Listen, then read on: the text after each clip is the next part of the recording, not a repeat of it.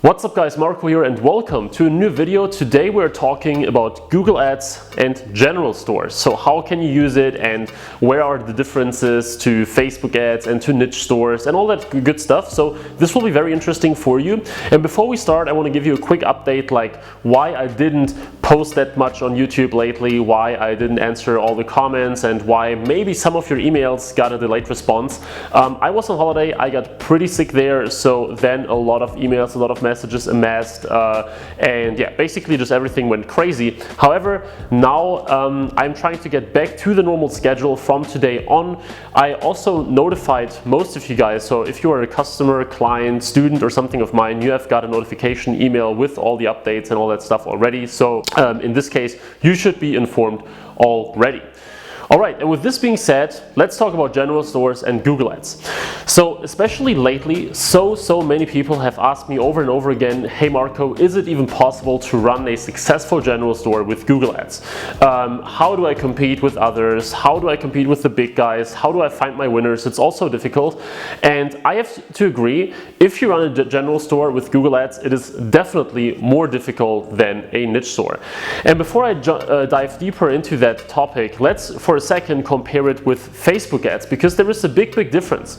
So many people that come to me for coaching or they want to work with me, they previously advertised their general store with Facebook ads. And if you think about it, this actually makes more sense, because there, let's say you're trying to sell a new drone, right? And you prepare a great video ad, you talk about the benefits of the drone, you show it in action, it's a very engaging 1 or 2 minute ad, and people after they watch this, they go crazy about it and they want to buy it. So they head over to your store, they don't care what else you have in there, because obviously they're just coming for that one product, right? You showed them this great video ad, they are engaged, they want to have it, they want to buy it, they go to your store and they are looking to buy this exact one product.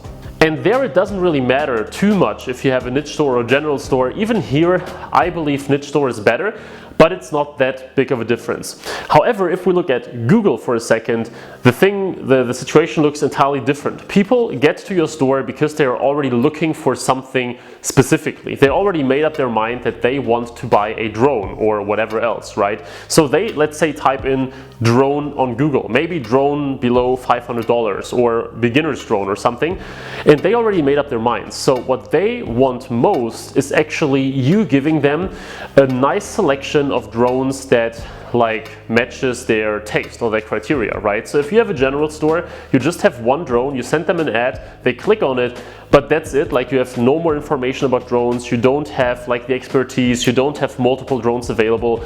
This will always make your store and your ads less effective than someone with a niche store, let's say about gadgets or about drones especially, where they tell the customer, hey, if you want to do this, then you should check out this drone. If you want to do this, you should check out this drone. And also we have drones from all pricing levels, and we give you very specific descriptions and a lot of extra information. So if people are looking for something already, it's better if you can give them a selection and if you can tell them more about the product and establish yourself as an expert, rather than just telling them, hey, here's this one product, take it or leave, and that's it, right?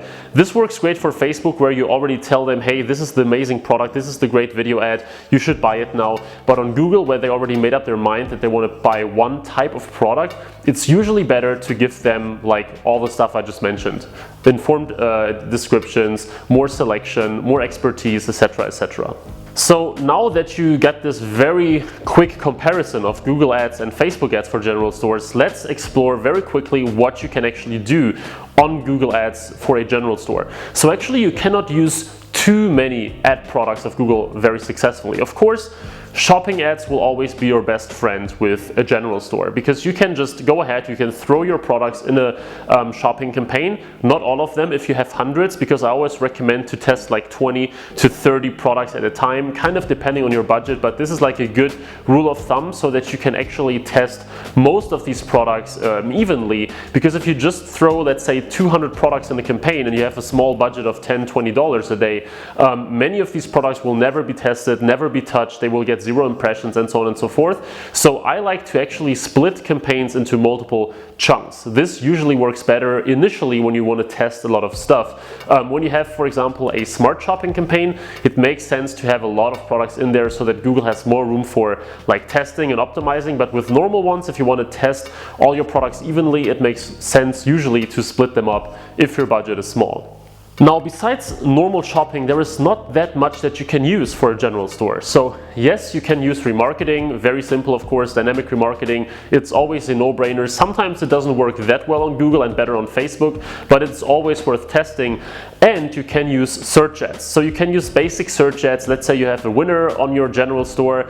You may want to consider running search ads for that particular product as well. You may want to consider sending them to that product page. You may want to consider building a dedicated landing page for that product and then sending promising traffic to that page. But again, it will always be less effective than a niche store where, for example, you can send people to a collection page. Let's stick with a drone example. Let's say someone is typing in drone under $500 on Google, right? What you can do is you can create a search ad if you have a niche store saying, explore the 10 best drones under $500, and then you have an ad where you send people to a collection called like under 500 or something like that. You have all those products available and people can choose their favorite. So do they prefer the black option, the green option? Do they prefer the minimalist drone or the more complex drone? Do they want to have a drone for children or like something else? But they can choose themselves, and it's not like you are sending them to a single product page and you're telling them buy it now, buy it, or there is nothing else in the store for you. You give them another chance to actually pick the one that they like most all by themselves. So this is why search ads, or this is one of the reasons why search ads are much more powerful in a niche store environment than for a general store.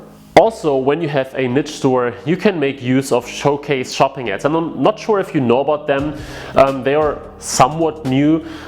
Showcase shopping ads allow you to show people multiple products from your store before they even click through it, okay? So normally on shopping you have one product, they click on it, they land on your store, and either they actually like it and they maybe go ahead, add it to cart or something like that, or they leave. Now with showcase shopping it's different. You can show them multiple products before they even click to your site, so they can check whether the selection you offer is actually good for them, whether it matches their taste, or whether they are like, okay, the business here doesn't seem to have what I'm looking for, so I just leave.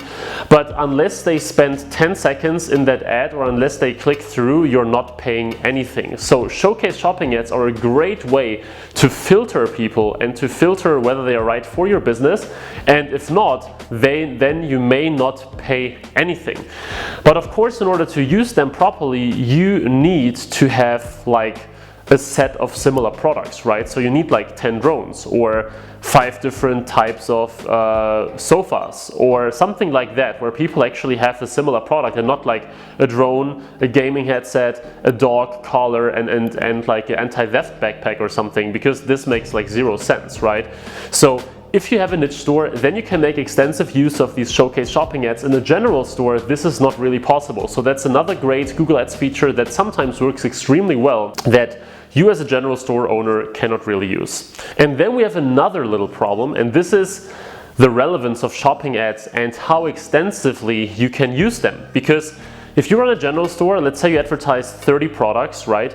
You cannot really use negative keywords that effectively. I mean, you can of course create one negative keyword list per product and then have like 30 individual negative keyword lists and keep up to date all the time, but that's super tedious. It's not really practical for most of you guys, but it's necessary if you really want to get the most out of your campaigns, right? Because negative keywords are one of the most important features that you should use in Google Ads to get more, make more sales, get more money, and keep more profits ultimately. Now, if you have a niche store, the situation looks different. Let's say you have a store for furniture and you sell, like, I don't know, chairs, sofas, and desks or something like that. Very bad example, very general, but you get the idea. Now you can create one negative keyword list for chairs, one for sofas, and one for desks, and you can really optimize and improve these keyword lists on an ongoing basis, make them better and better and better, and always assign them to these different niches, to these different collections, right? But whenever you have a new chair, chances are that they can use the same negative keywords as the one before. Of course, with some exceptions, but in general, this is just the case. But if you have a general store, your products are entirely unrelated, so you cannot do that. And if you want to be maximally relevant, if you want to get the most out of your products and campaigns, then technically you would have to assign individual negative keywords to each product, which can become very, very tedious over time. So that's another big benefit if you run a niche store, something that you cannot really use if you run on a general store using Google Ads. So what does this mean now for you? Does this mean that you should abandon your general store right away, or that you should never ever touch one, that it's the worst thing ever?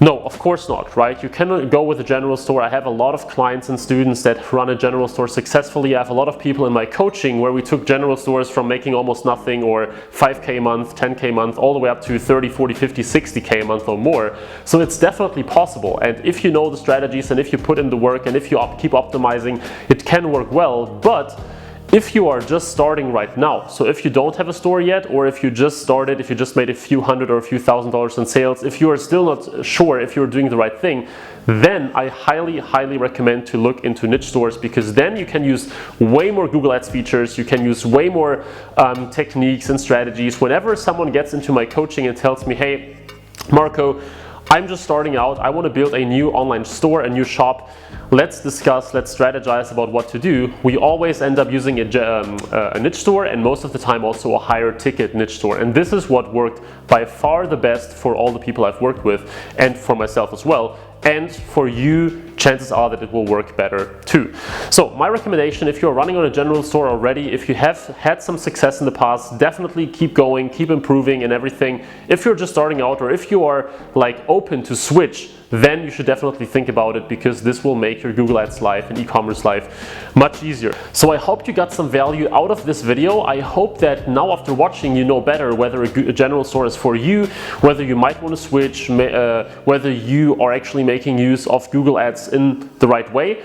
And yeah, if this was helpful, I would really appreciate if you leave a like, and also if you post in the comments what you are currently running. Like, is it a general store? Is it a niche store? Haven't you decided yet? This would be very interesting for me to know. I hope this video was helpful. As I said, please leave a like, please subscribe if you want to see more Google Ads, e-commerce and dropshipping content. And until then, I really look forward to see you in the next video as well, and bye-bye.